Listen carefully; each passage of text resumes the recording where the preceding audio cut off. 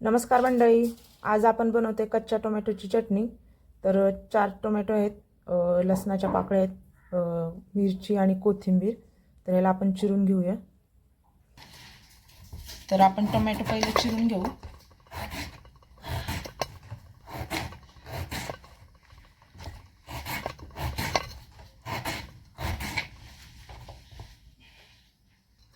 तर आपले सगळे टोमॅटो चिरून झालेले आहेत। आता आपण तव्यावरती गरम करून याला भाजून घेऊया।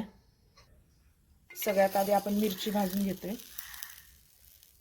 तर याच्यामध्ये लसूण पण घातलेला आहे। आता आपण कच्चे टोमॅटो घालूया। तर असं भाजून घ्यायचं, सारखं त्याला हलवत राहायचं, म्हणजे टोमॅटोमधलं सगळं पाणी सुटलं पाहिजे।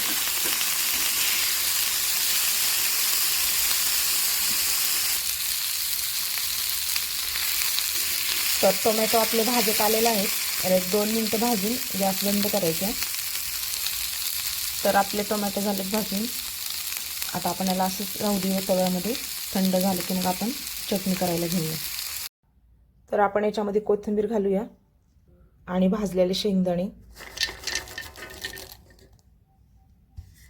मीठ घालू आणि मिक्सरला फिरवून घेऊया।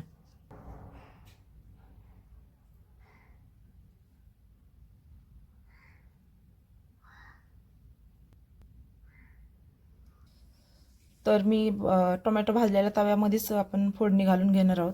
तर मी एक माप तेल घातलेलं आहे। याच्यामध्ये आपण आता जिरा आणि मोहरी घालून घेऊया, म्हणजे आपल्या चटणीला तडका द्यायचा आहे आपल्याला।